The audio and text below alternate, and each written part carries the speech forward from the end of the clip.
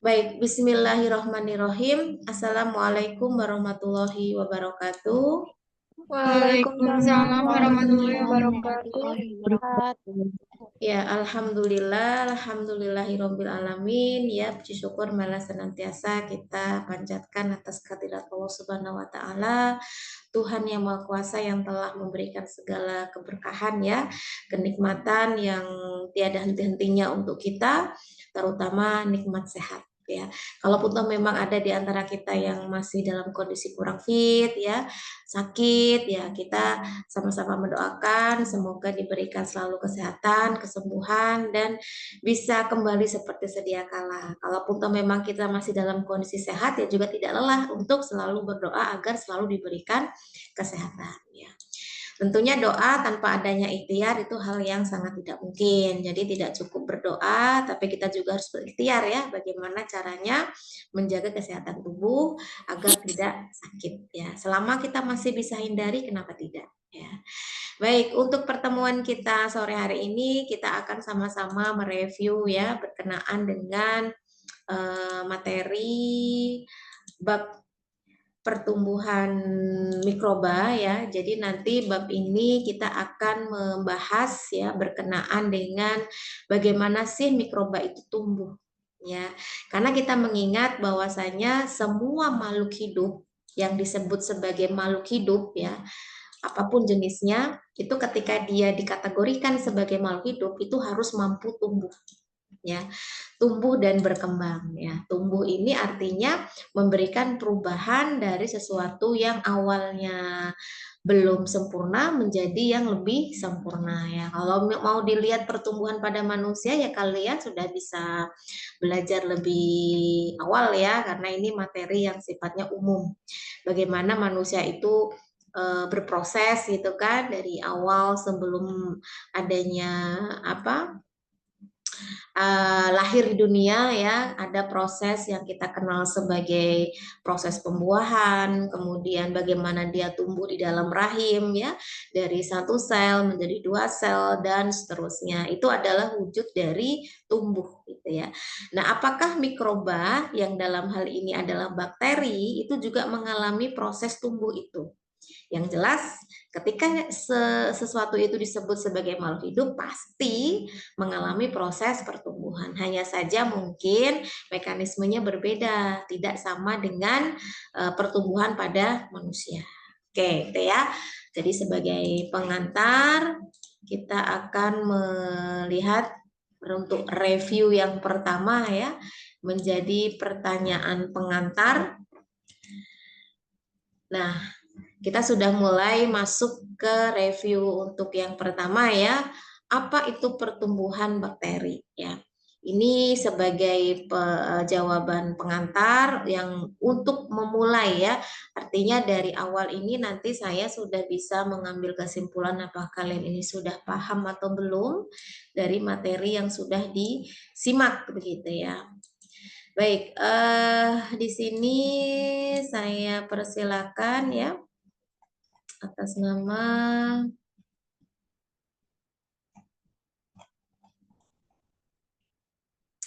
Indah, Indah Dwi Lestari. Ada Indah? Ada, Bu.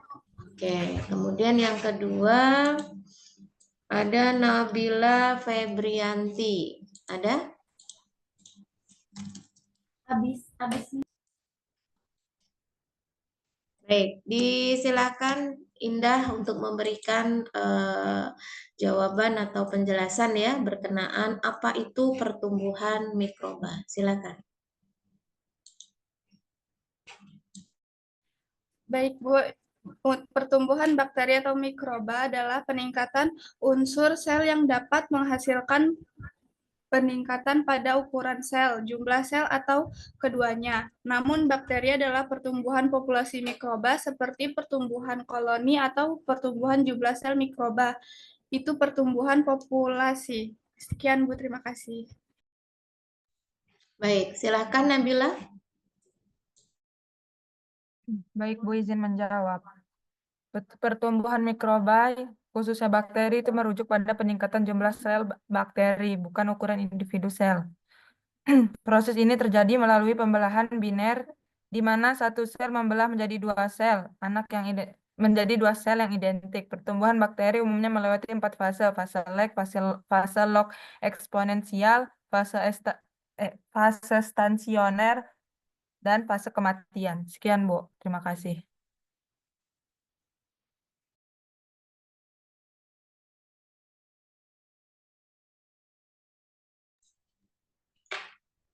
Baik, terima kasih jawabannya ya. Kita bisa sama-sama untuk melihat kembali atau mereview kembali dari apa yang sudah kalian simak ya. Pengertian dari pertumbuhan mikroba ya. Dalam hal ini spesifiknya adalah bakteri. Kita tahu bakteri itu adalah salah satu jenis makhluk hidup yang sifatnya adalah uniseluler ya, atau yang kita kenal juga sebagai makhluk bersel tunggal. Kenapa dikatakan tunggal? Karena memang hanya terdiri dari satu sel. Berbeda dengan manusia, hewan, tumbuhan yang sifatnya adalah makroseluler ya, atau multiseluler. Multi itu kan artinya banyak ya. Tidak hanya terdiri dari satu sel saja tapi banyak gitu. Nah, dalam hal ini kita lihat sebetulnya prinsip dari pertumbuhan itu sama, mau itu untuk bakteri, mau itu untuk tumbuhan, mau itu untuk manusia atau hewan, itu prinsipnya sama. Ya, ini apa? Ada perubahan unsur sel yang nantinya semakin seiring waktu berjalan, tentunya dengan adanya proses metabolisme di dalam tubuh kita, itu akan ada perubahan-perubahan pada sel tersebut. Apa aja yang bisa berubah? Ukurannya, jumlahnya, atau kedua-duanya. Ya, karena dalam hal ini mutlak. Kalau sampai tidak ada peningkatan itu semua, maka stuck dia tidak akan bisa melakukan proses kehidupan atau berhenti proses kehidupannya. Nah, tapi yang perlu digarisbawahi di sini, mengingat bakteri itu berbeda dengan manusia yang selnya banyak gitu ya, kan tadi ada istilah penambahan jumlah sel. Nah, kalau sel ini gimana penambahannya? Kan dalam satu individu cuma ada satu sel.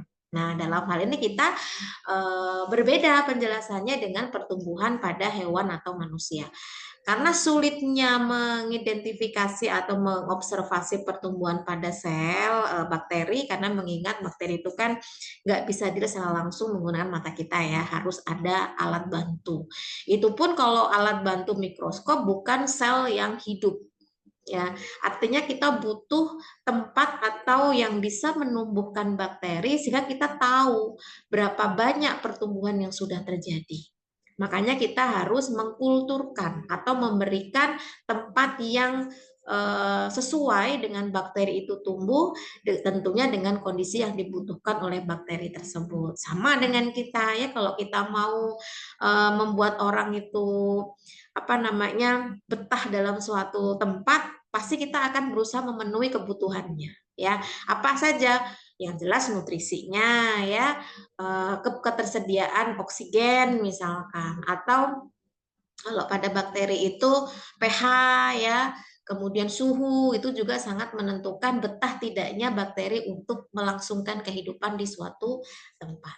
Nah, karena dalam hal ini kalau untuk bakteri pertumbuhannya tidak cuma satu sel, tapi kita bisa lihat dari beberapa jenis bakteri yang itu nanti dapat kita pelajari dalam sebuah wadah gitu ya, yang memang di situ ada pertumbuhan yang kita kenal pertumbuhan populasi. Kan masih ingat ya pengertian populasi? Populasi adalah sekumpulan individu yang sejenis, artinya tidak kurang, tidak cuma satu, artinya lebih dari satu, sekumpulan. Ya, kalau manusia berarti sekumpulan orang-orang, hanya orang-orang saja di situ ya, atau spesiesnya manusia. Nah, kalau ini jenis atau spesiesnya adalah bakteri. Jadi nanti kita akan mempelajari yang kita kenal sebagai koloni. Jadi koloni itu bukan satu sel bakteri, tapi kumpulan dari banyak sel bakteri yang memiliki karakteristik yang sama. Biasanya sih dalam satu spesies ya. Nah, ini pada contoh ini adalah jenis bakteri Ada juga jamur yang sudah dikulturkan atau yang sudah dihidupkan, diberikan tempat yang khusus untuk mereka bisa menikmati hidup ya, dikasih nutrisi, dikasih ketersediaan segala kebutuhannya yang ada gitu. Nah, kita lihat di sini. Nah, di sini ini ada buletan-buletan ini ya, ini namanya koloni. Jadi kalau satu koloni ini berarti satu buletan ini. Tapi apakah satu buletan ini satu sel bakteri, Bu? Ya tidak, kan kita bisa melihat. Kalau satu sel kita nggak bisa melihat. Berarti kalau satu koloni ini jumlahnya bisa ratusan dari sel bakteri. Dan kita bisa melihat itu. Ya, nah kemudian ini juga bisa kita lihat ya. Nah, kalau yang sebelah sini ini adalah jamur. Ya, jamur itu juga ada yang mikro, artinya terdiri dari satu sel. Ya. Jadi tergantung yang akan kita kulturkan itu apakah dari bakteri atau dari jamur. Pada prinsipnya sama, mereka juga butuh tempat ya yang sudah disesuaikan sesuai dengan kesukaannya atau kebutuhannya. Nanti baru bisa kita lihat segala sesuatu yang berkenaan dengan proses pertumbuhan. Nah, itu ya sebagai pengantar bahwasanya pertumbuhan pada bakteri sebetulnya tidak jauh berbeda dengan pertumbuhan pada makhluk hidup yang lain. Hanya saja kalau kita mengamati pertumbuhan manusia itu mudah. Dari satu individu itu sudah kelihatan ya, umur dia 1 tahun, umur dia 2 tahun, 5 tahun, 10 tahun, bahkan sampai sekarang itu perubahannya itu kelihatan. Ya, artinya ada hal-hal yang bisa dijadikan visual itu ya, kelihatanlah pada prinsipnya. Tapi kalau bakteri kan susah, ya kita mempelajari satu sel aja susah. Gitu. Makanya untuk khusus bakteri itu bukan pertumbuhan satu sel, tapi pertumbuhan populasi. Artinya terdiri dari lebih dari satu sel yang kita kenal dengan istilah koloni, ya. Oke, itu untuk pertumbuhan. Nah, sekarang selanjutnya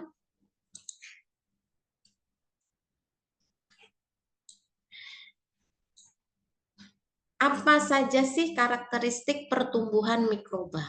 Ya, ini sama halnya dengan pertanyaan bagaimana sih karakteristik manusia itu dikatakan tumbuh? Ya, kalau nggak tumbuh itu yang gimana, yang tumbuh itu gimana. Nah, sama halnya dengan bakteri ya. Bakteri pun juga mengalami pertumbuhan. Tapi ada beberapa karakteristik yang harus dijadikan acuan yang menyatakan kalau memang benar-benar bakteri itu tumbuh dengan beberapa karakteristik. Baik, di sini saya persilakan atas nama Rahma dan Selira. Ada Rahma? Ada, Bu. Oke, Selira ada? Ada, Bu. Ya, silakan Rahma dan Selira bisa memberikan penjelasan terkait pertanyaan tersebut. Izin menjawab, Bu, untuk karakteristik pertumbuhan mikroba sama pertambahan jumlah sel mikroba. Yang kedua, pertumbuhan mikroba berlangsung selama nutrisi masih cukup tersedia. Yang ketiga, pertumbuhan mikroba dapat diukur dengan melihat kenaikan biomasa atau jumlah sel. Cukup, Bu. Terima kasih. Oke, silakan dilanjut. Baik, Bu, izin menjawab.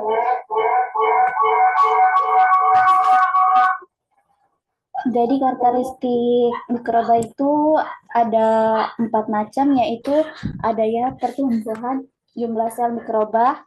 Yang kedua itu ada pertambahan mikroba berlangsung selama nutrisi masih cukup tersedia. Terus yang ketiga itu ada pertumbuhan mikroba dapat diukur dengan melihat kenaikan biomasa atau jumlah sel. Terus yang keempat itu ada selama pertumbuhan mikroba menghasilkan metabolit primer atau sekunder berapa produk. Cukup, Bu. Terima kasih atas jawabannya ya. Nah, ini adalah karakteristik dari pertumbuhan mikroba. Jadi kalau ada satu saja yang tidak tercantum di sini ya berarti ada masalah dalam proses pertumbuhannya. Yang jelas pertumbuhan harus ditandai dengan pertambahan jumlah sel. Jadi kalau tidak bertambah ya itu berarti stuck ya, dia tidak mengalami pertumbuhan. Yang kedua, Semua tergantung dari kebutuhan yang tersedia. Kalau salah satunya saja ya, nutrisi. Kalau nutrisinya terpenuhi ya dia betah, dia bisa melangsungkan proses pertumbuhan.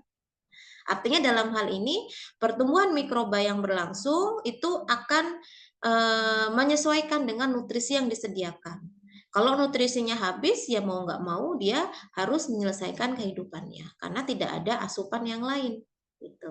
Dan tentunya sulit untuk membuat makanan sendiri. Kemudian yang ketiga, pertumbuhan mikroba itu dapat diukur. Kita bisa melihatnya, ya, karena mengingat kalau bakteri ini kan semacam makhluk hidup yang ketika bergerombol ya atau berkoloni itu kita mampu untuk melihat karena tidak cuma satu sel saja, ya. Kemudian bisa melihat kenaikan biomasa atau jumlah selnya. Berapa koloni yang tumbuh di media atau nutrisi yang sudah disediakan. Itu nanti dihitung. Ya, kalau dia bertambah berarti pertumbuhannya memang berlangsung dengan baik gitu ya. Tapi kalau tidak ada yang tumbuh, ini ada dua kemungkinan ya. Satu, nutrisinya habis, artinya sudah tidak ada asupan lagi. Dua, ada senyawa lain yang membuat bakteri itu hilang atau mati. Nah, ini nanti kita akan belajar di bab antibakteri ya. Kalau bab antibakteri memang sengaja diberikan pada media yang berisi nutrisi dan kemudian ada bakterinya supaya kita pengen tahu apakah antibakteri itu yang berasal dari metabolit sekunder misalkan dari makhluk hidup seperti tumbuhan atau yang lainnya itu mampu untuk menghambat pertumbuhan dari mikroba. Ya, artinya dalam hal ini itu beda kasus. Kalau yang dimaksud di sini artinya kalau sampai dia mati karena nutrisi ya berarti memang nutrisinya sudah tidak tersedia lagi ya. Kemudian selanjutnya selama pertumbuhan mikroba itu akan menghasilkan baik metabolit primer maupun metabolit sekunder sama dengan manusia atau tumbuhan. Kita butuh melakukan proses metabolit primer karena kaitannya dengan kelangsungan hidup. Ya, harus ada zat-zat yang dihasilkan untuk kebutuhan segala apapun yang ada di dalam tubuh. Mau itu metabolisme, mau itu apapun itu reproduksi atau apapun itu yang memang harus berlangsung. Ya, atau metabolit sekunder yang itu merupakan zat sampingan ya yang memang itu dihasilkan juga oleh bakteri yang tujuannya bukan untuk kelangsungan hidup, mungkin kebutuhan untuk survive dia, proteksi sel dia yang memang untuk pertahanan ya. Oke, kita jeda sebentar ya untuk azan, mendengarkan azan asar.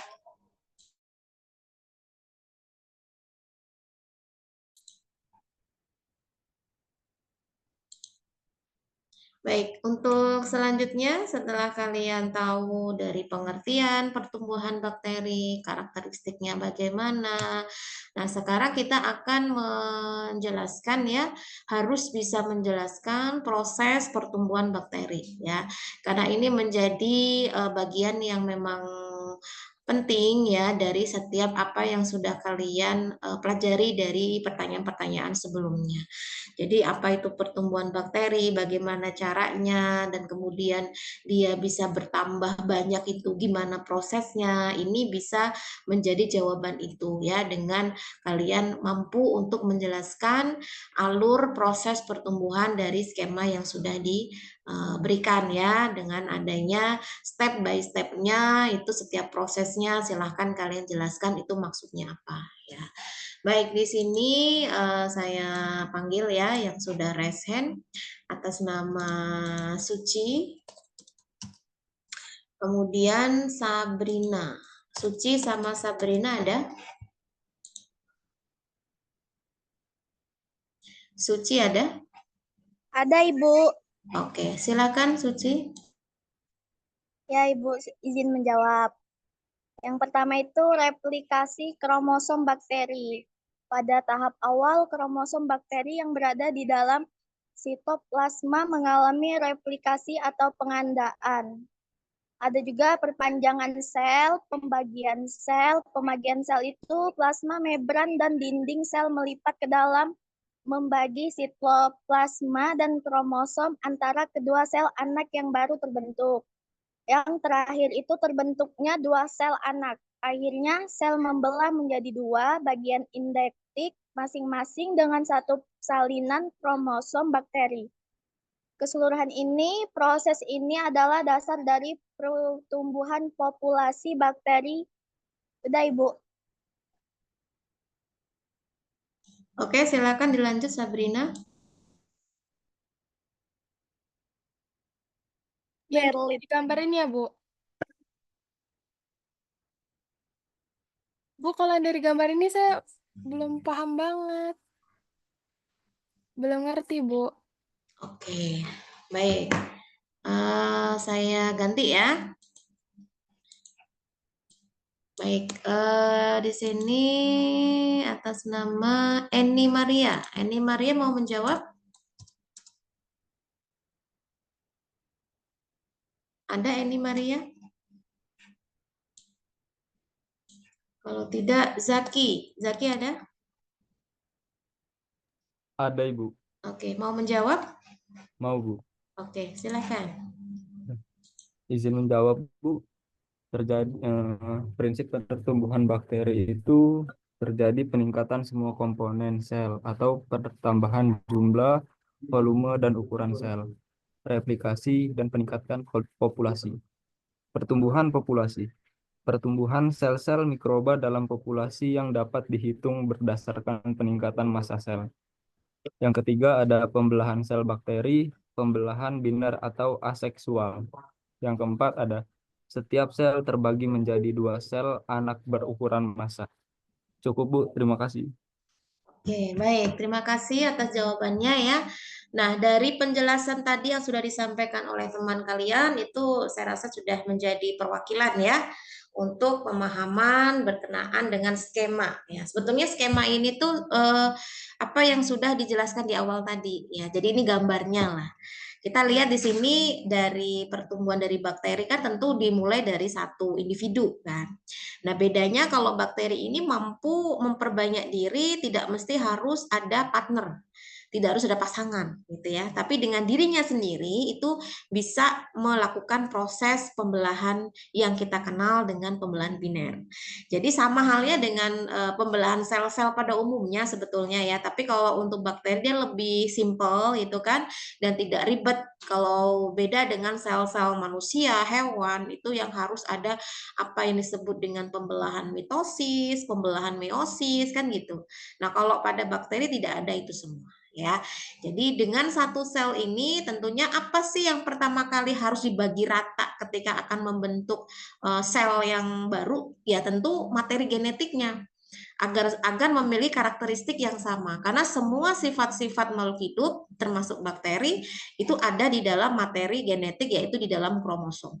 Jadi ada proses persiapan kromosom yang nantinya akan menduplikat atau memperbanyak menjadi dua ya kan membelah jadi dua tuh. Jadi membelah dulu jadi dua gitu ya siap-siap gitu kan. Jadi sebelum dia memisahkan satu bagian dengan bagian yang lain itu akan ada pemisahan dulu materi genetiknya jadi dua seperti ini. Lalu berlahan-lahan karena sudah mulai untuk membentuk dua bagian yang berbeda begitu ya. Nanti dari dinding selnya, membran selnya atau bagian-bagian yang lain itu akan membentuk semacam sekat ya yang ini nanti akan benar-benar terpisah. Jadi dapat kita lihat dari yang awalnya satu sel itu akan membentuk dua sel yang memiliki karakteristik yang sama plek dengan induk awalnya. Ya, dari satu sel ini akan membentuk dua sel ini. Karakteristiknya sama, tidak menyimpang sedikit pun, ya. Artinya dalam hal ini si bakteri bisa menunjukkan adanya pertumbuhan. Apakah berhenti sampai sini, Bu? Ya, kalau kondisi lingkungannya mendukung, nutrisinya oke, kondisi lingkungan yang lain oke, maka masing-masing ini pun nantinya akan membelah lagi menjadi dua. Ini pun membelah lagi jadi dua yang memiliki karakteristik yang sama. Nanti sel yang terbentuk membelah lagi oh, sampai selesai. Sampai benar-benar si bakteri ini sudah lelah untuk bertumbuh gitu ya. Mungkin lelahnya karena satu nutrisinya habis, dua ada penumpukan metabolit sekunder yang itu justru menyebabkan racun ya bagi bakteri itu sendiri ya. Jadi semua tergantung dari kondisi lingkungan sampai kapan dia bisa tumbuh. Nah, ini adalah gambaran ya bahwasanya pertumbuhan bakteri itu bisa dilihat dari perkembangannya pembelahannya secara biner ya, dari apa yang sudah disampaikan oleh teman kalian tadi. Nah, apa yang dimaksud dengan waktu generasi ya? Kalau makhluk hidup pada umumnya ini kan ada waktu untuk dia bisa memperbanyak diri. Ya kalau manusia ya sudah bisa tahu ya masing-masing ya, mungkin di dalam kandungan atau di dalam rahim ibu itu 9 bulan gitu ya, lama ya. Tapi kalau bakteri apakah sampai berbulan-bulan, apakah sampai bertahun-tahun gitu ya, atau sebenarnya cukup dalam hitungan detik, menit atau apa? Silakan nanti bisa dijelaskan. Nah, apa yang dimaksud dengan waktu generasi bagi bakteri ya? Di sini saya panggil atas nama Feby. Feby ada? Ada, Bu. Feby, kemudian Dewi Artika. Oke, silakan Feby dan Dewi Artika. Baik Bu, izin menjawab. Untuk waktu generasi mikroba itu adalah waktu yang diperlukan oleh sejumlah sel atau massa sel menjadi 2 kali jumlah atau massa sel semula disebut double time atau waktu penggandaan. Itu juga waktu yang diperlukan untuk membelah diri dari 1 sel menjadi 2 sel sempurna. Terima kasih Bu. Ya, silakan dilanjut. Baik Ibu, izin menjawab. Untuk waktu generasi adalah waktu yang diperlukan untuk membelah diri dari 1 sel menjadi 2 sel sempurna. Waktu yang diperlukan oleh sejumlah sel atau massa sel menjadi 2 kali lipat jumlah atau massa sel semula, disebut double time, atau waktu pengadaan. Waktu pengadaan tidak sama antara berbagai mikroba, dari beberapa menit, beberapa jam, sampai beberapa hari, tergantung kecepatan pertumbuhannya. Kecepatan pertumbuhan, perubahan jumlah atau massa sel per unit waktu. Cukup Ibu, terima kasih. Oke, baik, sama-sama.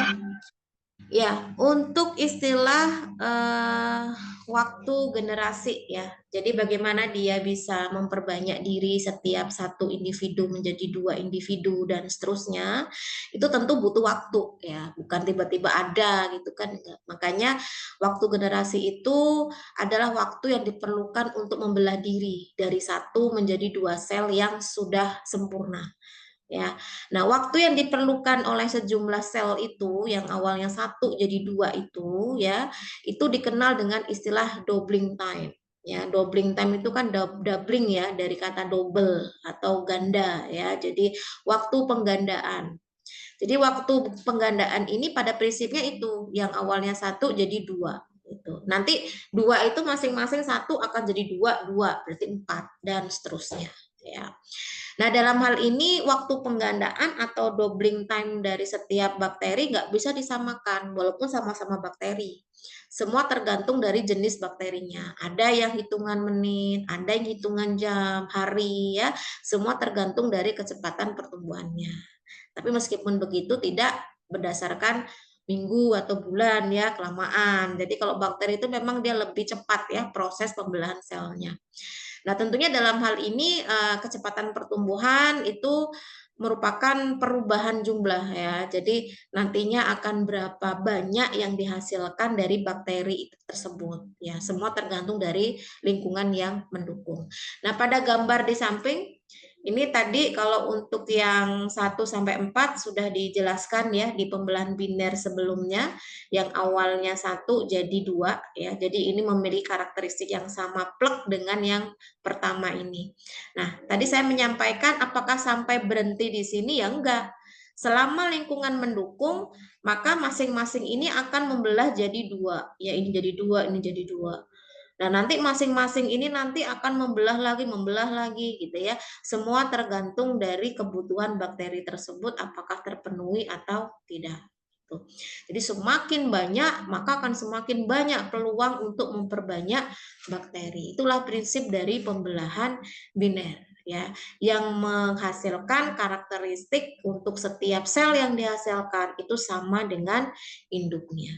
Yang berbahaya adalah ketika bakteri itu mengalami mutasi, di mana genetiknya sudah berbeda karena adanya lingkungan yang membuat dia harus beradaptasi, akhirnya mengalami mutasi, kan begitu, perubahan genetik.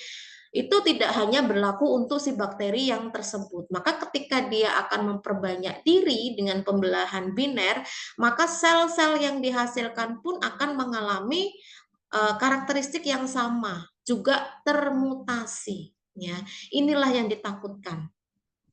Kalau suatu bakteri sudah mengalami mutasi karena adanya ketidaksesuaian ya dalam memberikan antibiotik misalkan, sehingga bakteri itu tadi ya, dia akan berusaha untuk beradaptasi, memberikan segala respon yang ada terhadap lingkungan itu semua, akhirnya dia akan mengalami perubahan genetik.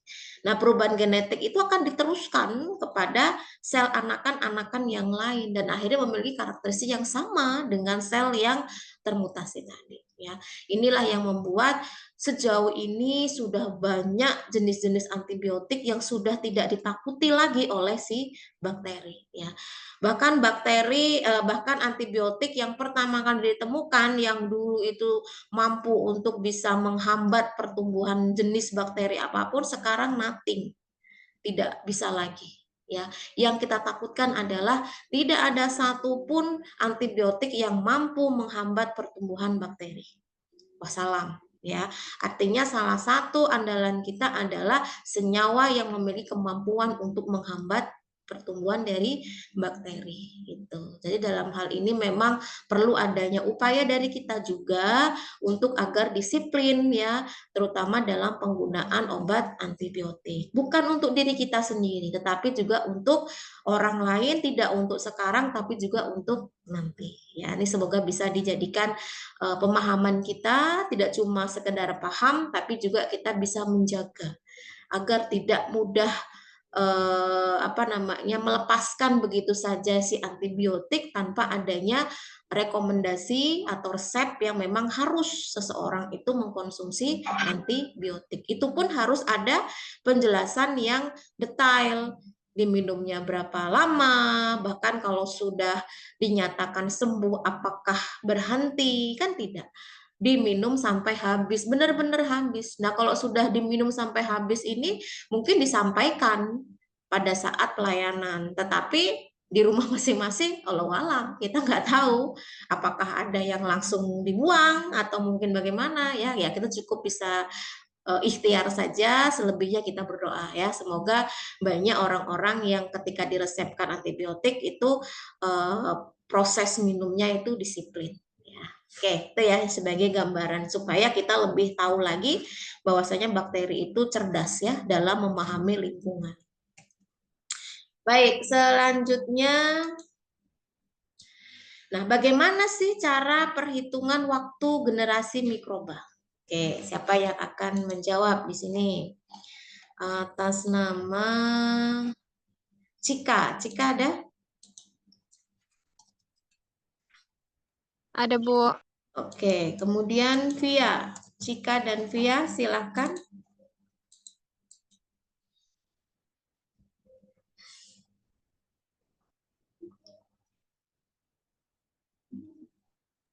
Baik, Bu, izin menjawab. Perhitungan waktu dari generasi mikroba itu, yang pertama itu kita dari hasil pembelahan biner. Satu sel itu menjadi 2 sel menjadi 4 sel, atau 2/1 menjadi 2/2 atau 2x2. Terus 4 sel menjadi 8 sel, 2/2 menjadi 2/3 atau 2x2x2.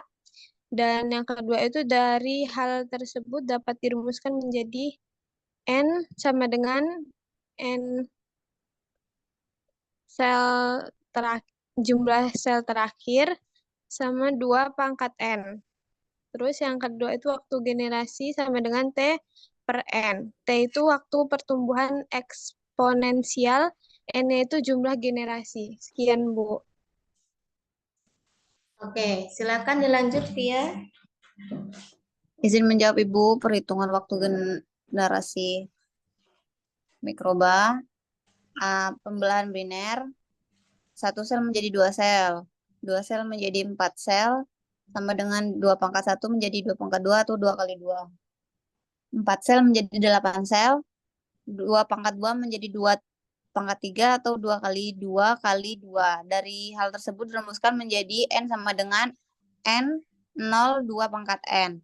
Waktu generasi, rumusnya T per N, T sama dengan waktu pertumbuhan eksponensial, N jumlah generasi. Terima kasih, Bu. Oke, baik. Setelah kita tahu apa itu waktu generasi ya, dan tentunya tadi sudah disampaikan setiap bakteri memiliki waktu generasi yang beda-beda ya. Ada yang dalam hitungan detik, menit ya. Artinya dalam hal ini kita juga harus menyesuaikan jenis dari bakterinya. Nah, sebetulnya dari apa yang sudah disampaikan tadi kita bisa mengambil kesimpulan ya, bahwasanya memang dalam penggandaan, namanya juga ganda ya, artinya pendabelan itu sifatnya genap ya. Artinya kan dia sepasang-sepasang tuh yang dihasilkan. Nah, masing-masing itu nanti akan menghasilkan sepasang lagi. Jadi 1 sel menjadi 2 sel, 2 sel menjadi 4 sel, 4 sel menjadi 8 sel. Ya, kalau doubling time-nya ini hanya 3 generasi sih masih mudah ya menghitungnya gitu kan, masih di bawah angka 10 gitu. Tapi kalau sudah sampai ratusan, ribuan, wah susah ini. Makanya kita butuh rumus ya, perhitungan. Jadi perhitungannya itu kita bisa menggunakan rumus N sama dengan N0 2/N. Di mana N ini adalah jumlah akhirnya ya, berapa sel yang terbentuk. Kemudian N0 itu jumlah sel awal. Sel awalnya berapa? Apakah 1, 2, 4, 8 dan seterusnya ya.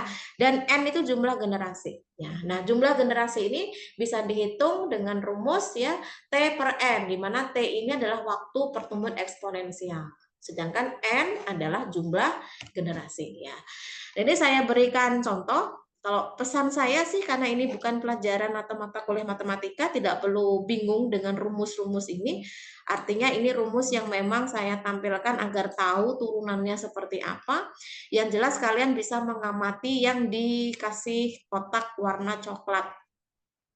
Ya. Artinya dalam hal ini bisa kalian terapkan ya sesuai dengan rumus tersebut. Jadi contoh, ini saya berikan contoh ya. Misal ya, jika 100 sel setelah ditumbuhkan selama 5 jam ya menghasilkan sekian. Nah, kan udah banyak banget ini, nggak cuma puluhan, ratusan, bahkan jutaan ya. 1 juta sekian. Maka jumlah generasi dapat dihitungnya sebagaimana? Nah, itu kan yang ditanyakan adalah jumlah generasinya. Maka kita cari dulu N ya. N ini adalah N ini rumusnya adalah log N dikurangi log N0 ya per log 2 ya. Log 2 ini nanti bisa diperoleh di kalkulator atau di Google ya, karena banyak yang sudah ada aplikasi online-nya ya. Nah, di sini log N-nya itu yang mana? Nih, 1 juta sekian ini ya, hasil terakhirnya. Kemudian dikurangi log N0 100 ya. Ini 100 nih. Ini jumlah sel awal kan, jumlah sel awalnya 100 yang dihasilkan segini. Jadi awalnya 100 jadi jutaan ya. Per log 2. Log 2 itu 0,301 ya. Ketika dihitung jumlahnya 14. Lalu yang ditanya ya adalah jumlah generasi ya. Nah, untuk menghitungnya kita menggunakan rumus waktu generasi itu. Waktu generasi inilah T per N. T-nya berapa? 5 jam. Nah, sedangkan satuannya kan menit ya. Kita jadikan menit dulu. 1 jam berapa menit? 60 menit. Berarti 60 kali 5 ya. Kemudian dibagi N. N-nya 14. Maka ketemu 21 menit per generasi. Jadi untuk setiap menghasilkan 1 generasi itu butuh 21 menit. Untuk 1 generasi. Ya, 1 anakan gitu bahasanya ya. Nah, ini bisa menentukan. Nah, semua tergantung dari soal yang ditanyakan ya. Artinya apakah yang ditanyakan adalah waktu generasinya atau yang ditanyakan adalah jumlah sel akhirnya, semua tergantung dari apa yang diketahui ya. Jadi yang jelas kalian harus paham dulu setiap proses pertumbuhan bakteri itu pasti ada keterangan-keterangan yang harus menjadi data awal. Berapa sih jumlah sel awalnya? Terus mau ditumbuhkan berapa lama? Nah, kalau bakteri ini beda ya. Ditumbuhkan 5 jam aja udah jutaan. Gimana sampai 24 jam udah berapa itu ya. Artinya dalam hal ini memang pertumbuhan bakteri sangat luar biasa. Makanya kalau kalian ingat kemarin penjelasan saya terkait rekayasa genetik untuk hormon insulin, ya kan kita sudah menggunakan rekayasa genetik dengan menyelipkan DNA dari DNA manusia yang menghasilkan insulin dan DNA yang DNA pada bakteri ya atau plasmid itu. Jadi ketika si bakteri itu digabungkan ya DNA-nya itu ketika terjadi proses replikasi itu akan banyak jumlah sel bakteri yang dihasilkan dalam pembelahan biner. Jadi ketika terbentuk sejuta sekian, berarti dihasilkan juga gen yang menghasilkan insulin sejuta sekian juga. Artinya kita akan lebih mudah untuk mendapatkan. Apalagi kalau ditumbuhkan sampai 24 jam, sudah tinggal dihitung berapa banyak yang diperoleh.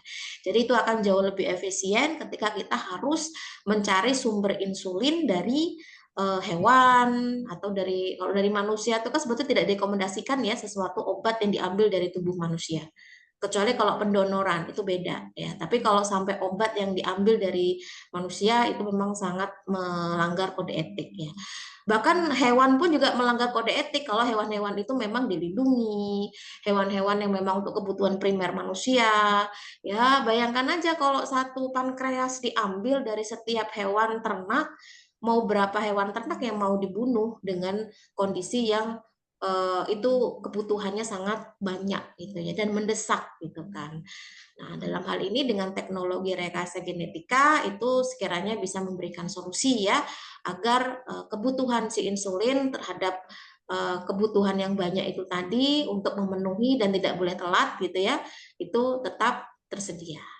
Ya, kita menjaga agar kondisi tubuh kita itu tetap sehat, organ pankreas kita tetap oke, insulin kita tetap terjaga, itu sebetulnya sudah menjaga supaya tidak terlalu banyak kebutuhan-kebutuhan itu. Semakin sedikit kebutuhannya semakin bagus, berarti orang-orangnya sehat kan gitu ya. Artinya dalam hal ini semua tergantung dari upaya kita. Terseringnya sih kita tadi kalau belum sakit kayaknya belum ngerasain penyesalan gitu ya. Apakah harus menunggu sakit dulu? Ya kalau sakit bisa disembuhkan, kalau enggak bisa kembali seperti awal.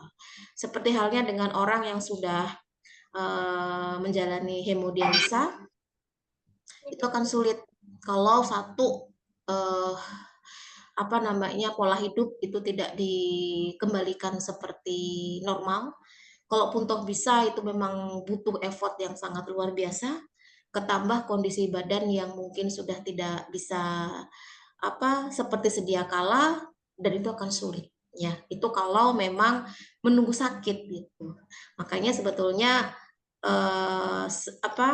kondisi di mana kita itu harus menjaga kesehatan itu sebetulnya hal yang harus kita pegang karena itu sebagai salah satu ikhtiar ya. Selepasnya mau itu kondisi memang kita harus sakit ya itu sudah qadarullah ya, sudah takdir. Tapi paling tidak kita menjaga agar tidak sakit. Ya, menjaga itu pasti butuh upaya ya, butuh usaha, butuh komitmen gitu. Ya, sekiranya kalau memang kita dalam satu hari itu sudah minum manis 1 kali ya jangan 2 kali, jangan 3 kali, jangan 4 kali gitu ya, jangan 10 kali. Aduh, itu penumpukan dalam tubuh kita ini akan menyesal kemudian. Organ-organnya akan capek, akan lelah pada waktunya ya. Jangan sampai nanti kita menyesal kemudian ya. Nah, ini juga bisa menjadikan pembelajaran tersendiri untuk kita. Bakteri dengan adanya kemampuan seperti itu ternyata bisa dijadikan pengembangan teknologi ya. Jadi tidak sepenuhnya kok bakteri itu jahat itu ya. Ada bakteri yang baik. Ya, salah satunya bakteri yang bisa berperan dalam teknologi rekayasa genetik ya.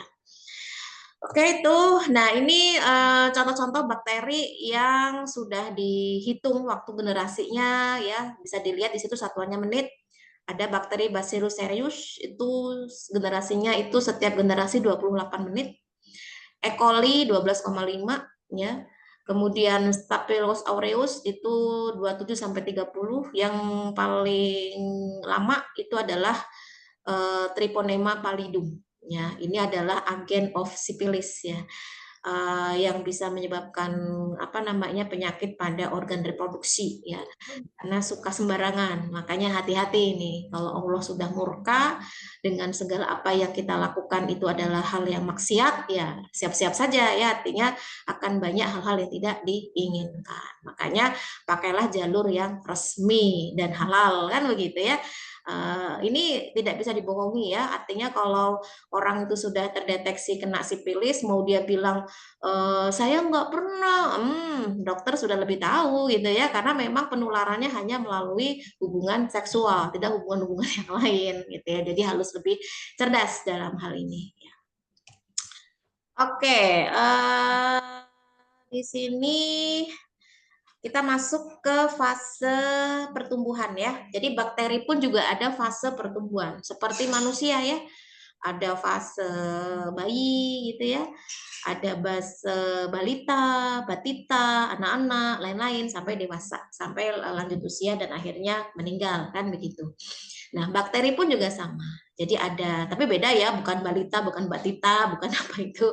Tapi lebih ke fase, ada fase lag ya, ada fase log atau kita kenal eksponensial, ada fase stasioner, ada fase kematian. Ya, coba kita telah satu persatu maksud fasenya apa. Yang pertama fase lag ya. Ini mungkin satu mahasiswa aja ya, biar waktunya cukup. Untuk yang fase lag, di sini saya persilakan atas nama Rosa. Ada Rosa? Ada, Bu. Oke, mau menjawab Rosa? Mau, Bu. Oke, silakan.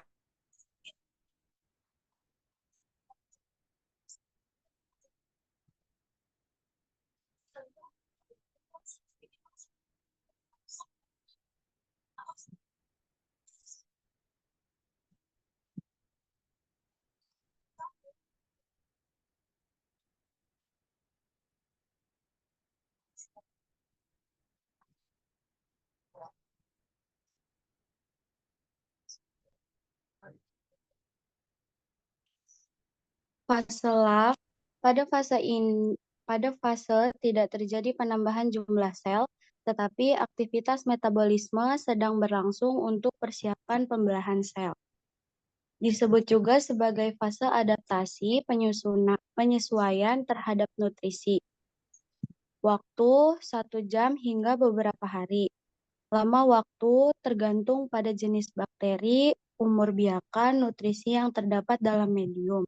Pada fase ini, bakteri belum mampu mengadakan pembiakan enzim pertumbuhan, belum disintesa.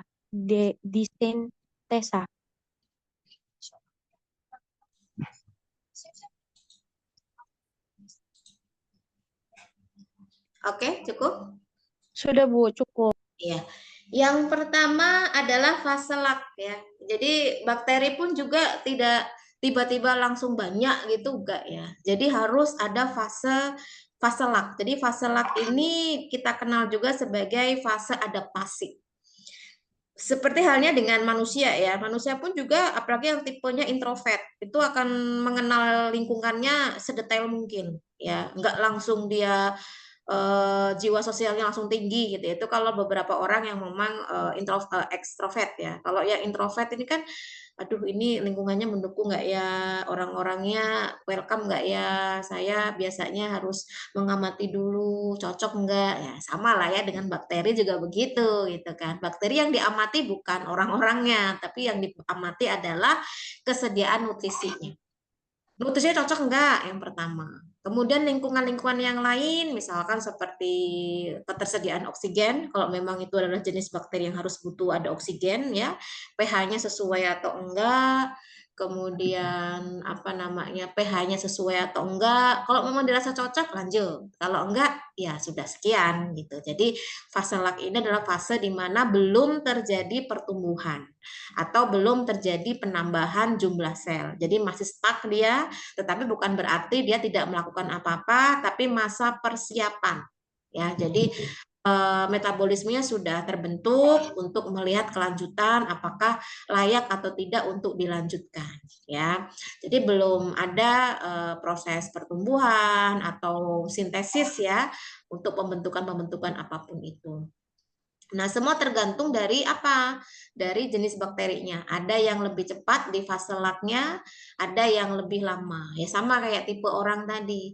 Ada yang lebih cepat, ada yang lama. Ada yang lama banget, ada yang langsung nyemplung, langsung dia langsung bisa berkomunikasi dengan lingkungan, dengan orang-orang lingkungan, itu ada. Ya, jadi semua tergantung dari karakteristik jenisnya. Kalau dalam hal ini ya bakteri ya berarti jenis bakterinya. Ya, nutrisinya yang itu ada di dalam media.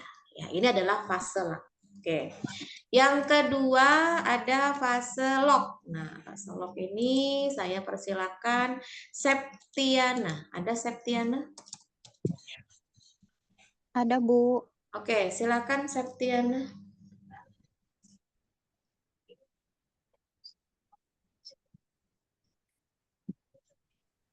Fase log atau fase ekspansional adalah fase pertumbuhan bakteri di mana populasi bakteri total berlipat ganda dan jumlah sel khususnya berlipat ganda. Pada fase ini, bakteri membelah melalui pembelahan biner dan penggandaan setiap generasi, menciptakan pertumbuhan yang eksponensial. Cukup, Bu. Makasih. Oke, baik. Nah, kalau tadi fase lag itu adalah fase penyesuaian ya. Kalau memang dirasa oke lah lanjutlah hidup di sini gitu ya. Betahlah di sini. Nah, baru mengalami fase log. Berarti dia sudah siap untuk membelah ya. Di mana sel-selnya itu dia membelah secara aktif gitu ya dengan mengkonsumsi nutrisi yang ada dengan laju yang konstan. Dan pertumbuhan ini sampai betul-betul kondisi dari lingkungannya itu sudah tidak mendukung lagi, baru selesai. Tapi kalau selama masih mendukung ya masih oke ya untuk terus mengalami eksponensial. Nah, pada saat proses eksponensial ini bakteri itu akan melakukan metabolisme lebih lanjut sehingga akan menghasilkan metabolit-metabolit primer yang itu seperti karbohidrat, protein, lemak dan lain-lain. Jadi kalau dilihat pada grafik itu dia grafiknya trennya naik pesat ke atas ya. Ini adalah fase eksponensial atau fase penambahan jumlah selnya. Tadi itu ya pembelahan biner tadi 1 jadi 2, 2 jadi 4, 4 jadi 8 dan seterusnya. Itu untuk fase eksponensial. Sekarang fase yang ketiga adalah fase stasioner. Jadi kalau kalian lihat ada fase stasioner yang dia ini bingung ini lanjut enggak, turun enggak, tapi dia flat. Nah, kayaknya fase-fase ini ya, fase-fase jenuh kayaknya ini ya, mau lanjut masih mikir-mikir, mau turun belum siap gitu kan. Nah, oke, silakan. Ini hanya gambaran aja biar kalian bisa menelaah lebih lanjut ya. Apakah fase stasioner itu? Di sini disilakan. Nabila Pratama ada? Ada Nabila Pratama?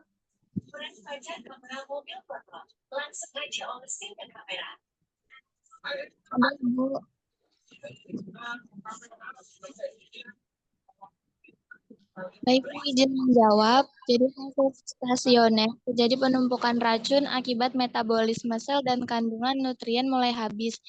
Akibatnya terjadi kompetisi nutrisi sehingga beberapa sel sedangkan yang lainnya tetap hidup.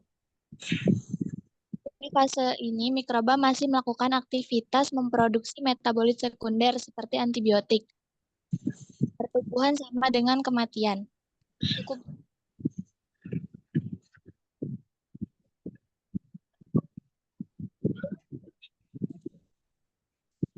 Oke, nah ini untuk penjelasan stasioner ya. Jadi fase stasioner itu kenapa dia flat, datar, nggak naik, nggak turun. Ini masa galau ini bakterinya ini. Mau lanjut tapi banyak racun di situ, udah nggak bisa dikonsumsi lagi. Mau turun tapi jumlah selnya masih lumayan ya, artinya belum ada kematian gitu ya. Jadi masih menunggu detik-detik kehabisan nutrisi lah bahasanya ya. Jadi dalam hal ini tuh ada kompetisi ya, kompetisi antar sel bakteri itu akhirnya perang ya antar saudara ya. Aduh ngeri banget kalau sampai terjadi demikian. Jumlah nutrisinya sedikit tapi yang rebutin banyak ya. Jadi hanya ada kompetisi di sana, akhirnya ada beberapa sel yang mati, yang masih hidup yang mampu untuk mengkonsumsi nutrisi yang ada. Nah, dalam hal ini justru adalah fase yang efisien untuk menghasilkan metabolit sekunder. Karena biasanya mereka itu akan menghasilkan metabolit sekunder dalam kondisi yang terdesak, kepepet. Kenapa? Untuk melindungi dirinya agar survive, agar dia bisa bertahan. Ya, makanya dengan kondisi ini kita bisa memanfaatkan fase-fase stasioner. Kenapa? Karena bisa menghasilkan yang disebut dengan metabolit sekunder. Salah satu metabolit sekunder yang dihasilkan itu adalah yang memiliki kemampuan sebagai antibiotik. Nah, sebetulnya bakteri itu bisa menghasilkan antibiotik yang untuk membunuh mereka sendiri gitu ya. Jadi ada beberapa antibiotik yang itu disintesis dari jamur, ada beberapa yang disintesis dari bakteri ya. Karena memang sebetulnya Allah itu memberikan segala jenis penyakit di muka bumi ini lengkap dengan obatnya.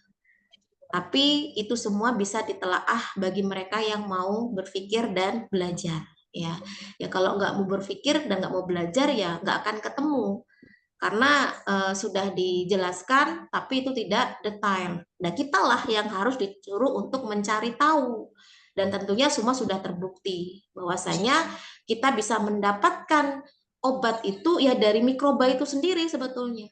Tapi tentunya dengan teknologi yang memadai kan gitu. Dan alhamdulillahnya kan sejauh ini teknologi sudah semakin pesat ya. Apalagi sekarang ada metode AI, ya orang yang nggak ngomong udah kelihatan ngomong ya. Makanya hati-hati sekarang kalau di telepon orang, video call ya, yang mukanya mirip dengan saudara kita, suaranya mirip, kita percaya dengan dia minta sesuatu yang itu di luar kemampuan ya, dicek dulu apakah benar tuh saudara kita. Apalagi dengan rekod suara yang itu persis. Misal suara saya seperti ini saya rekod, saya posting di YouTube, ada orang jahat yang itu akan menggunakan, kemudian dari masing-masing kalian saya mintai untuk mengirimkan uang sekian. Nah, kalian percaya, wah itu jadi korban ya. Karena memang AI itu memang mirip plek ketiplek banget dengan suara aslinya gitu. Karena mengenal suara, tipe suaranya ya. Dan bahkan sekarang ada nggak perlu repot-repot kalian mencari di Google satu persatu ditelaah. Ada yang namanya Chat GPT. Kalian mau tanya apa aja di situ dijawab sama apa itu GPT-nya. Bahkan kalian curhat aja dijawab gitu. Kalau ada yang butuh teman curhat aja sama Chat GPT ya. Hai saya lelah, itu pasti nanti dijawab. Pasti dikasih nasihat, suruh istirahat lah, makan lah, segala apapun itu. Ya itu untuk hiburan aja ya. Tapi lebihnya untuk informasi-informasi yang kaitannya dengan pembelajaran ya, menambah wawasan itu boleh. Tapi kalau untuk bahan contekan, waduh, jangan dulu ya, karena itu tidak dibenarkan karena sudah menjadi pelanggaran ya untuk pelaksanaan ujian dan itu terhitung curang. Jadi sekarang apa sih yang tidak berdasarkan digital ya? Semuanya serba digital sekarang itu. Bukan lagi hal-hal manual seperti dulu. Sekarang sudah banyak pelayanan-pelayanan kefarmasian sudah tidak lagi menulis dengan tangan. Kalaupun toh ada itu sifatnya hanya untuk arsip ya dan pembuktian saja. Tapi lebihnya tetap ada input ke komputer, input ke aplikasi gitu ya. Tidak lagi pure dengan manual. Karena kalau data-data manual itu ya na'udzubillah min dzalik ya sampai terjadi kebakaran, kebanjiran itu hilang ya. Tapi kalau kita menyimpan dalam aplikasi tertentu selama kita masih ingat password dan akunnya ya insya Allah dibuka dimanapun itu masih bisa ya. Itu untuk fase stasioner. Nah, yang terakhir ada fase kematian. Ini udah lelah banget ini berarti ya, sudah rela mati dia. Grafiknya udah turun. Jadi kalau dilihat ini dari fase stasioner dia langsung turun ke bawah. Berarti jumlahnya sudah semakin habis. Apa yang membuat dia habis? Itu kita bisa lihat dari penjelasan teman kita yang akan menjawab ya untuk fase kematian. Atas nama Lydia, ada Lydia? Ada, Bu. Mau menjawab? Iya, Bu. Oke, silakan. Oke, untuk fase kematian itu menunjukkan penurunan karena merupakan akhir dari suatu individu yang kembali ke titik awal. Sel-sel mati dengan kecepatan eksponensial. Cukup, Bu. Oke, nah di sini kita lihat ya, apa sih yang membuat bakteri itu akhirnya memilih untuk menyerah gitu ya? Ya ini karena sudah menjadi takdir ya, karena manusia, hewan, tumbuhan, bakteri termasuk sekalipun itu ada waktunya ya, waktu dia bisa bertahan, ada masa hidupnya ya. Tapi kalau untuk bakteri karena beda dengan manusia yang semua ada pertanggungjawaban ya, kalau bakteri, hewan, tumbuhan kan tidak. Tapi pada prinsipnya sama ya, kondisi yang membuat si bakteri ini tidak lagi bisa melangsungkan kehidupan ya, kalau untuk bakteri karena kondisi lingkungan yang sudah tidak mendukung lagi. Kalau manusia mungkin ketika dihadapkan dengan lingkungan tidak mendukung, dia bisa move, bisa pindah, bisa mencari tempat lebih baik lagi, karena kita dibekali oleh akal dan pikiran ya. Tapi kalau bakteri kan tidak, selama tidak ada nutrisi yang mencukupi, ya sudah dia milih selesai begitu. Jadi grafik yang ditunjukkan ya, dia turun drastis seperti ini karena memang kebutuhan nutrisinya sudah tidak ada lagi, sehingga dia mengalami kematian secara eksponensial ya. Ini adalah fase-fase dari bakteri ya untuk dia bisa melanjutkan kehidupan, kecuali kalau kita bisa memelihara si bakteri ini ketika fase stasioner ini ditambahkan lagi nutrisinya, maka dia akan naik lagi dengan harapan bisa menghasilkan metabolit sekunder sebanyak-banyaknya. Itu kalau tujuan untuk industri teknologi yang memang kita ada kebutuhan di sana. Tapi secara alami ya tumbuhan lagi bakteri akan mengalami proses kematian kalau tidak ada asupan nutrisinya. Oke, itu ya. Ini untuk pertumbuhan bakteri. Nah, kemudian selanjutnya yang kedua ini kaitannya dengan reproduksinya. Sebetulnya bakteri sama reproduksi nggak jauh beda ya, karena memang pertumbuhan biner, pembelahan biner itu juga termasuk salah satu jenis reproduksi pada bakteri. Karena bakteri tidak seperti manusia yang secara seksual, tapi dia secara non itu semua ya, artinya hanya mengandalkan pembelahan biner. Ada juga yang lain-lainnya, tapi itu sifatnya tidak membutuhkan partner langsung, atau tidak membutuhkan individu seperti hewan atau tumbuhan, bahkan manusia tidak ya. Baik, ini bisa diawali dengan cara apa bakteri bereproduksi ya. Baik, silakan di sini atas nama Eni Maria ada? Hadir, Bu. Mau menjawab? Iya, Bu. Oke, silakan.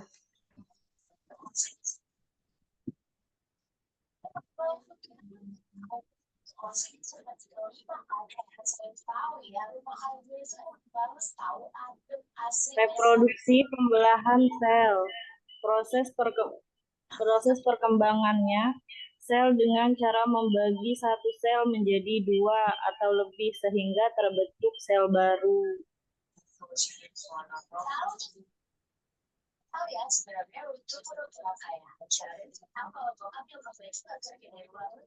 Terbagi menjadi dua, aseksual dengan seksual. Aseksual pembelahan biner, kalau seksual transformasi, transduksi, dan konjuksi. Terima kasih, Bu. Oke, baik. Dengan cara apa bakteri bereproduksi ya? Ya sebetulnya tadi sudah saya spill ya jawabannya. Jadi pada intinya reproduksi itu dapat dinyatakan ketika ada proses pertambahan sel ya. Kalau untuk manusia udah jelas, satu individu ketika dia ada reproduksi secara seksual, dari 2 individu akan menghasilkan satu individu atau banyak ya. Tapi kalau bakteri gimana? Kalau bakteri dengan adanya pembelahan sel saja itu sudah disebut dengan reproduksi. Yang penting dia menghasilkan sel-sel yang baru ya, karena mengingat kalau bakteri ini kan dia uniseluler ya, yang tunggal gitu. Jadi satu individunya ya satu sel itu. Jadi ketika ada pertambahan sel berarti ada pertambahan individu, kan begitu.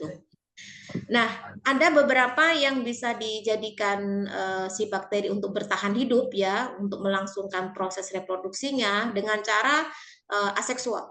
Aseksual ini dengan pembelahan biner. Nah, ini yang sudah dijelaskan tadi ya. Nah, seksual ada juga ternyata, tapi berbeda dengan seksualnya pada manusia, hewan, tumbuhan ya. Ada yang disebut dengan transformasi, ada yang disebut dengan transduksi, ada yang disebut dengan konjugasi. Ya, nanti bedanya apa bisa kalian pelajari lebih lanjut ya dari materi yang sudah disampaikan. Ini saya skip karena sudah ada tadi ya, nggak perlu saya ulang lagi pembelahan biner.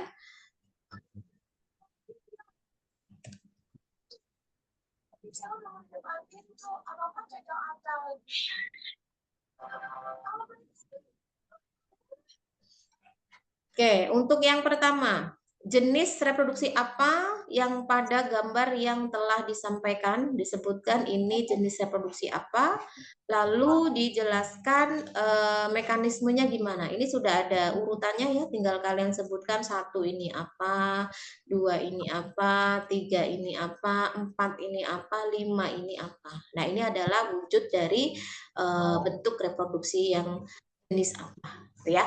Oke, silakan di sini atas nama Lia. Lia ada?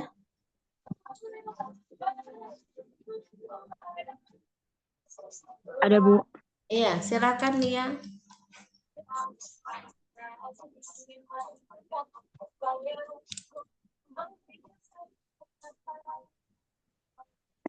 Bentar ya, Bu.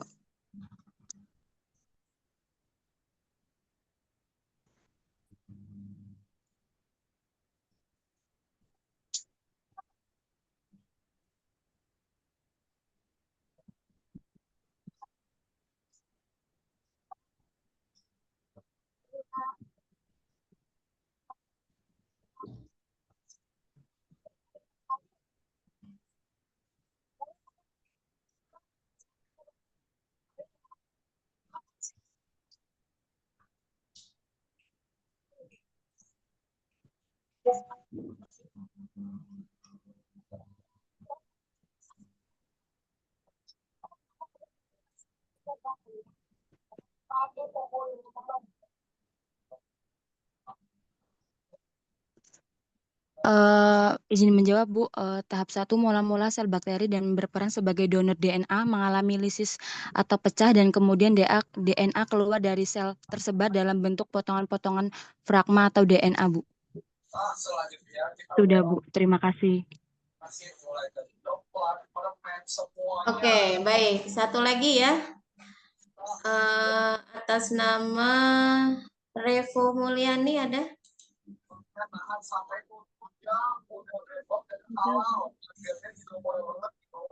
Revo Mulyani ada? Ada, Bu. Oke, silakan.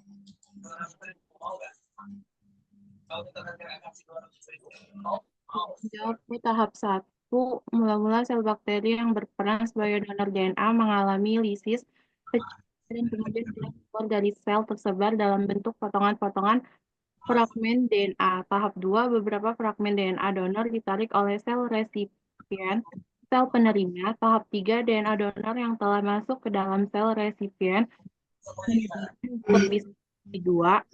Lalu, DNA resipien sebagian lepas meninggalkan tempatnya. Tahap 4, DNA donor menggantikan tempat DNA resipien yang terlepas tadi sehingga fragmen DNA donor bersatu dengan DNA resipien. Tahap 5, terbentuklah DNA rekombinan hasil hibrid antara DNA donor dengan DNA resipien. Tidak semua fragmen DNA donor dapat menyatu dengan DNA resipien karena hanya strain kompeten dari generasi bakteri tertentu yang dapat ditransformasikan. Cukup, Bu. Terima kasih.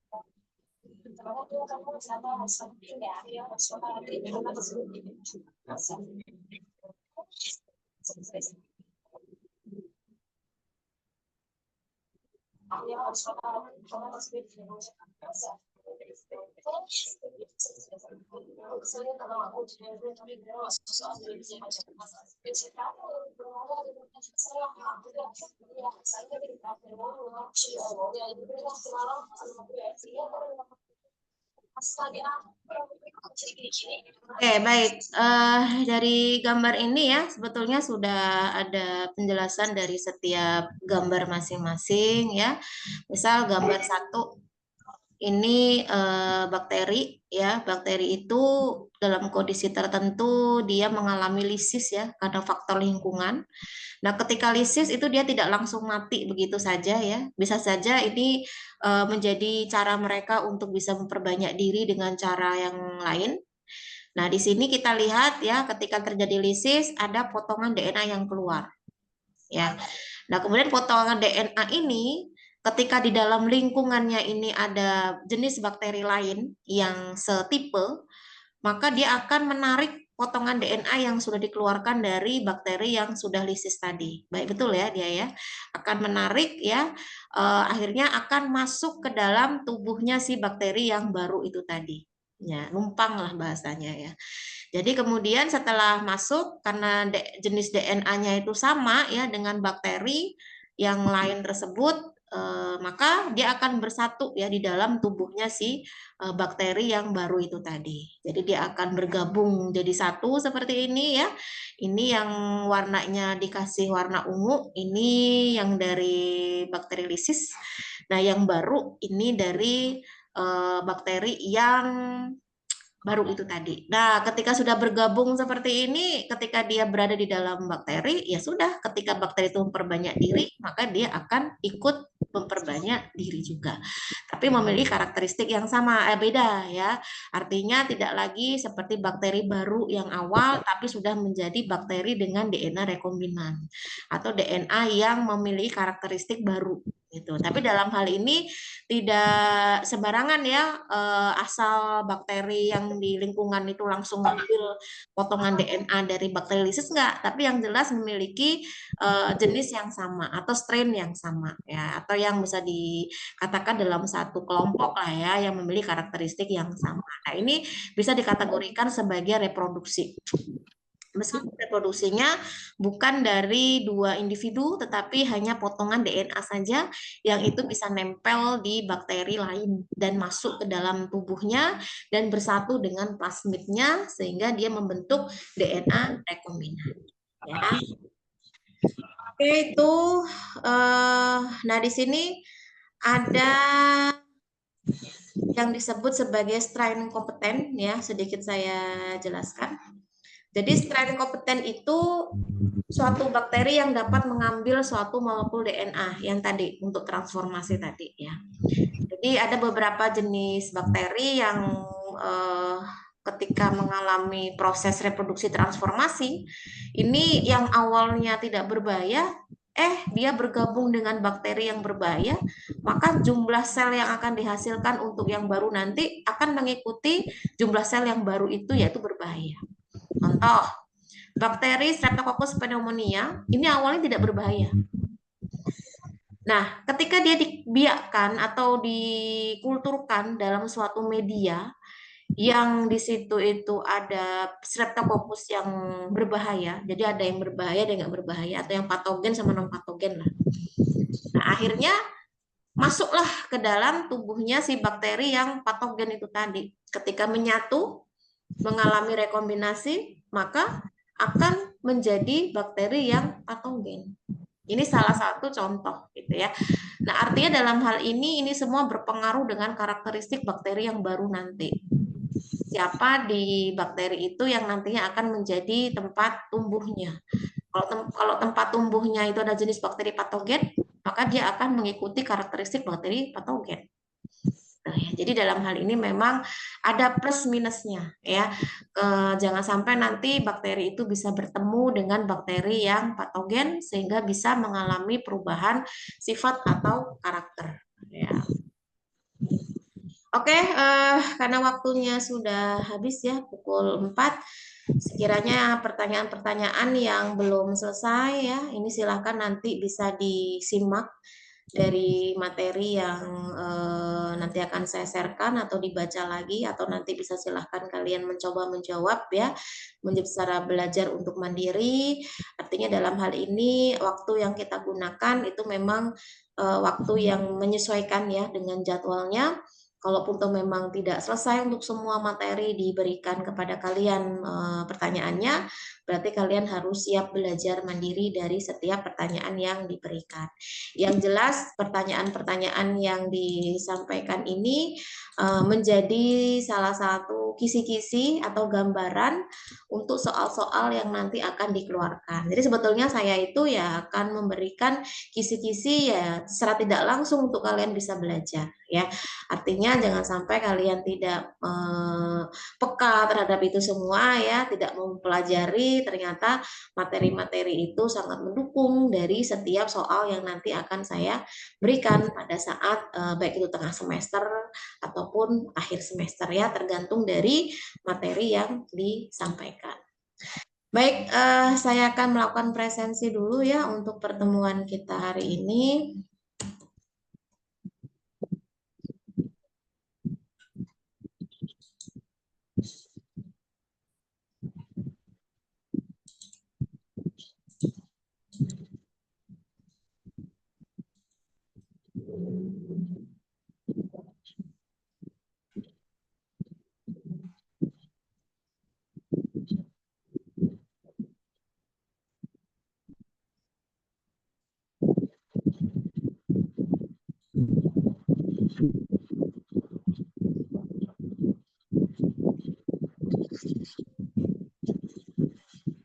Oke, yang saya panggil namanya bisa bilang hadir ya.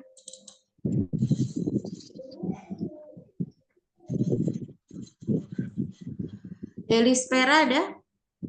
Hadir, Ibu. Kemudian Amanda? Hadir, Bu. Bilkis? Hadir, Bu. Cika? Hadir, Bu. Desi?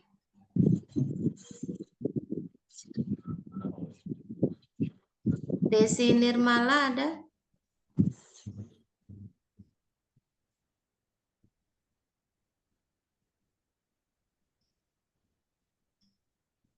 Tidak ada Desi. Oke, di akunnya ada ya.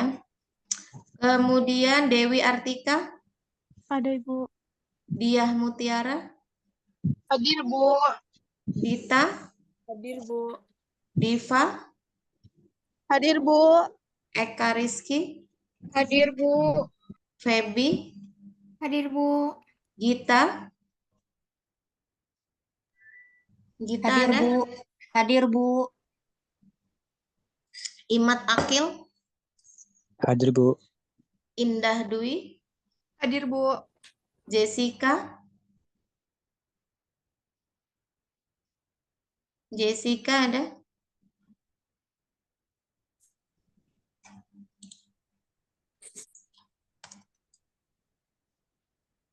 Jessica tidak ada di Zoom ya? Saya cek namanya tidak ada.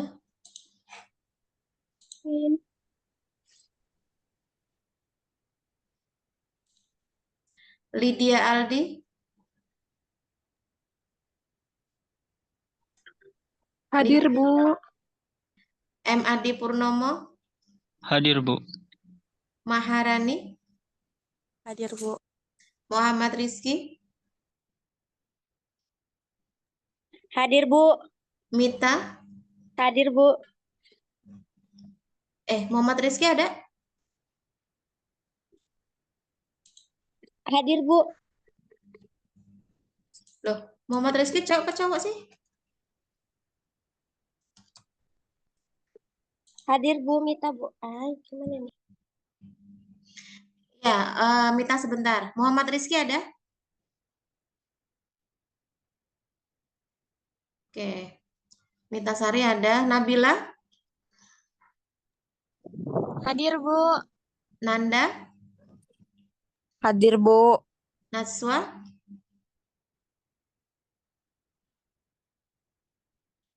Natswa? Natswa nggak ada?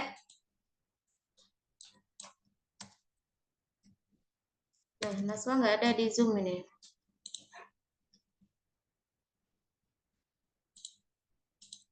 Nida?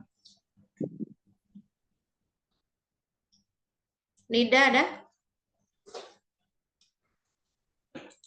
Loh, pada kemana ya ini ya? Oke, Nida ada di Zoom. Nur Aisyah? Hadir, Bu. Nida. Oke. Hadir, Bu. Nur Aisyah, Bu. Nurul Hidayah? Hadir, Bu. Nyoman Diana? Hadir, Bu. Putri Asmara? Hadir, Bu. Rahel? Hadir, Bu. Rahma? Hadir, Bu. Retno? Hadir, Bu. Revo? Hadir, Bu. Raina? Hadir, Bu. Rindi? Hadir, Bu. Rizka? Hadir, Bu. Rosa? Hadir, Bu. Sabrina? Hadir, Bu. Selira? Hadir, Bu. Sandy? Sandy? Hadir, Bu. Septi? Hadir, Bu. Septiana? Hadir, Bu. Tasya? Hadir, Bu. Tia? Hadir, Bu. Triska? Hadir, Bu. Wira? Wira ada?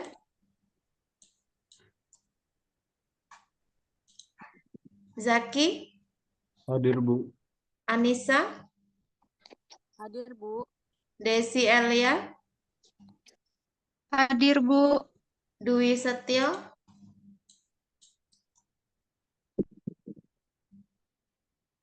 Dwi Setio tidak ada di Zoom?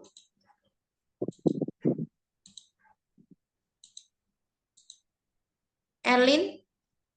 Hadir, Bu. Eni Maria? Hadir, Bu. Via? Iya, hadir, Bu. Lia? Lia hadir, Bu. Nurrahman? Hadir, Bu. Retno? Hadir, Bu. Aisyah? Hadir, Bu. Berlin? Berlin ada? Hadir, Dwi. Bu. Oke, Dwi Hartati? Hadir, Bu. Gita? Hadir, Bu. Marini? Hadir, Bu. Nabila? Hadir, Bu. Putri Mezi? Hadir, Bu. Roslina?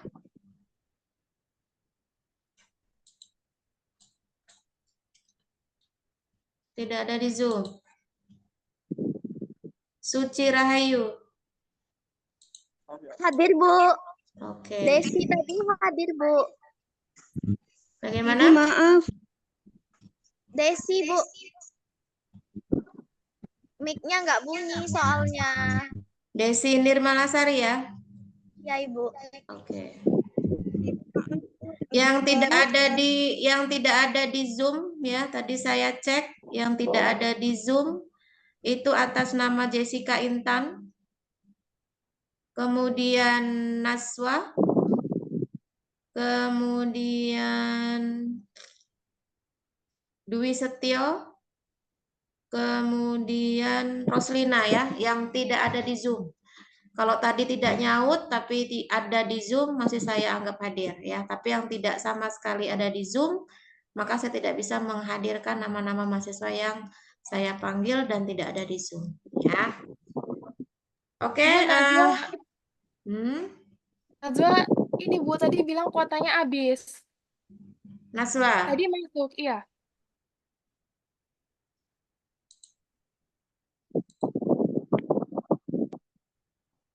Kalau Wira tadi nggak ada, mic-nya nggak keluar suaranya.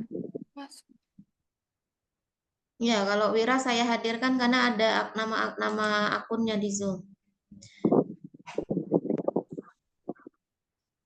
Oke, cukup ya untuk pertemuan kita hari ini. Terima kasih atas kehadiran dan partisipasinya. Kita akhiri dengan membaca hamdalah ya. Alhamdulillahirrahmanirrahim. Saya akhiri. Assalamualaikum warahmatullahi wabarakatuh. Waalaikumsalam warahmatullahi wabarakatuh. Terima kasih Bu. Terima kasih Bu. Sama-sama.